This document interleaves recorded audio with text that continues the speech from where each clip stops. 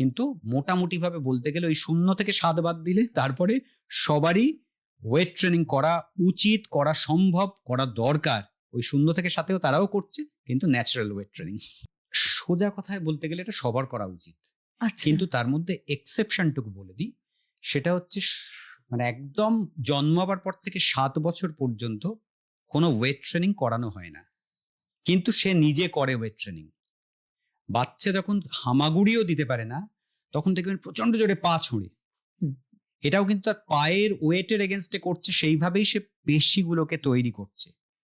অর্থাৎ এইগুলোকে রেস্ট্রিক্ট করা উচিত নয়, তাকে হাঁটতে দিতে হবে, হামাগুড়ি দিতে হবে, নির্দ্বিধায় আটকে দিলে চলবে না, ওই পড়ে যাবে বলে আটকে দিলে হবে না, হাঁটতে দিতে হবে। এবং তারপর যখন বড় হবে তাকে খেলতে দিতে হবে, লাফাতে দিতে হবে, তাতেই কিন্তু তার ওই পেশির ওজনগুলো হয়ে যায়। ওয়েট ট্রেনিং মানেই যে সবসময় রেজিস্ট্যান্স ব্যান্ডের এগেনস্টে করতে হবে অথবা ওজন নিয়ে করতে হবে তা নয়। আমি আমার শরীরের ওজনকে ব্যবহার করে ওয়েট ট্রেনিং করতে পারি, সেটা কিন্তু ন্যাচারাল ওয়েট ট্রেনিং, যেটা বাচ্চারা করে। 7 বছরের পর ওয়েট ট্রেনিং এ একটু ওয়েট ট্রেনিং করা যেতে পারে, সেটা হচ্ছে থেরা ব্যান্ড দিয়ে বা ইলাস্টিক ব্যান্ড দিয়ে, ফ্রি ওয়েট দিয়ে নয়। নিজের ওজনের, শরীরের ওজন খাটিয়ে তো করবেই, অর্থাৎ ওই ডন বৈঠক দেওয়া, ডিপস, প্ল্যাঙ্ক, এগুলো করতে পারে, সেগুলো নিজের ওজনকে কাজে লাগিয়ে ওয়েট ট্রেনিং। এছাড়া যদি যন্ত্রপাতি ব্যবহার করতে হয়, রেজিস্ট্যান্স ব্যান্ড দিয়ে করতে পারে, কিন্তু সেটাও খুব মাইল্ড হবে এবং খুব গ্র্যাজুয়ালি হতে হবে। বাচ্চাদের ক্ষেত্রে সুপারভাইজড হতে হবে এবং দেখতে হবে যেন তারা কখনোই খুব তাড়াতাড়ি অনেক বেশি কিছু না করে ফেলে। এবার এই 0 থেকে 7 বললাম, এই 7 বছরের উপর 7 থেকে 10, এটা মোটামুটি এইটা। 10 থেকে 13 এখানে আমি খুব হালকা ওজন দিতে পারি, ফ্রি ওয়েট যেগুলোকে বলে, কিন্তু সেটাও সুপারভাইজড হতে হবে, খুব আস্তে আস্তে হবে, মাইল্ড টু মডারেট, কখনোই সিভিয়ার নয়। আর এরম ভাবে আস্তে আস্তে বাড়তে 16 বছরের পর কিন্তু মোটামুটি ভাবে তারা বড়দের মতো আস্তে আস্তে করতে পারে। বড়দের মতো করতে পারে মানে আজকেই আমি একদম 26 বছরের লোক যা করছে সেটা করে ফেললাম তা নয়, গ্র্যাজুয়ালি করতে পারে, কিন্তু মোরাললেস তারা অ্যাডাল্টরা যা করতে পারে তারাও তাই করতে পারে। আর এই 0 থেকে 7 বললাম বটে, কিন্তু এখন প্রচুর দেশে একদম বাচ্চাদেরও প্রফেশনাল লিগ আছে, হকি লিগ, ফুটবল লিগ। সেই ক্ষেত্রে তাদের ক্ষেত্রে স্পেশালি সুপারভাইজড কন্ডিশনে 6 বছর থেকে ওই ট্রেনিংটা শুরু করা যেতে পারে।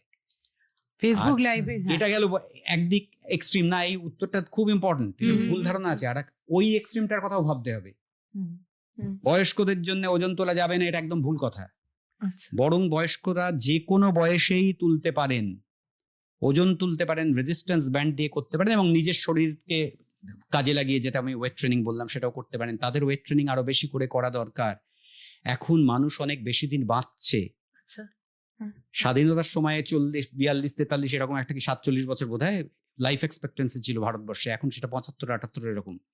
এই বেশি দিন বাঁচতে বাঁচতে কিন্তু সার্কোপেনিয়া হচ্ছে। সার্কোপেনিয়া মানে মাসল ওয়েস্টিং, এবং তারই হাতে ধরে আসছে সার্কোপেনিয়া, অস্টিওপেনিয়া, হাড় ফোঁপড়া হয়ে যাওয়া, অস্টিওপোরোসিস। এবার সার্কোপেনিয়া, অস্টিওপেনিয়া, এগুলোকে প্রিভেন্ট করা, এবং এগুলো থেকে কি হয়, আমি পড়ে গিয়ে পা ভেঙে যাওয়া, খুব সাধারণ চোটে ভেঙে যাওয়া, অস্টিওপোরোটিক ফ্র্যাকচার, সেগুলোকে প্রিভেন্ট করা, এবং আমার ব্যালেন্স, কোঅর্ডিনেশন, এগুলো রাখার জন্যও কিন্তু স্ট্রেংথ ট্রেনিং খুব দরকার। মাসলের পাওয়ার বেড়ে গেলে জানবেন সব জিনিস ভালো।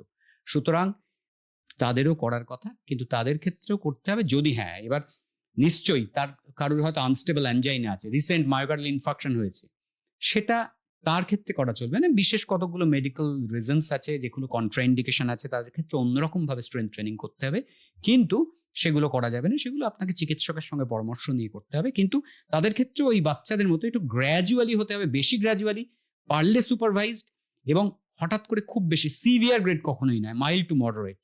এবং ওজন যদি দিতে হয়, এমনকি হয়তো অনেকে ভাববেন যে সে কি, আমি তো ছোটবেলায় করে এসেছি, এখন 500 গ্রাম নিয়ে করবো না, 500 গ্রাম নিয়েই করা শুরু করা ভালো।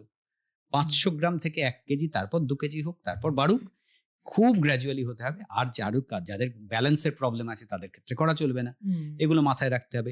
খুব বেশি বয়স্ক যাদের কোঅর্ডিনেশনের প্রবলেম আছে তাদের ক্ষেত্রে অন্যভাবে করানো হয়, যেমন ফ্রি ওয়েটের বদলে মেশিন ওয়েট ব্যবহার করা হয়, সেখানে দুম করে পড়ে গিয়ে ইনজুয়ার্ড হওয়ার চান্স থাকে না, হাত থেকে পড়ে গেল ওজন, সেটা হয় না। এই সব ভাবনাগুলো মাথায় রেখে কিন্তু মোটামুটি ভাবে বলতে গেলে ওই 0 থেকে 7 বাদ দিলে তারপরে সবারই ওয়েট ট্রেনিং করা উচিত, করা সম্ভব, করা দরকার। ওই 0 থেকে 7-এও তারাও করছে, কিন্তু ন্যাচারাল ওয়েট ট্রেনিং।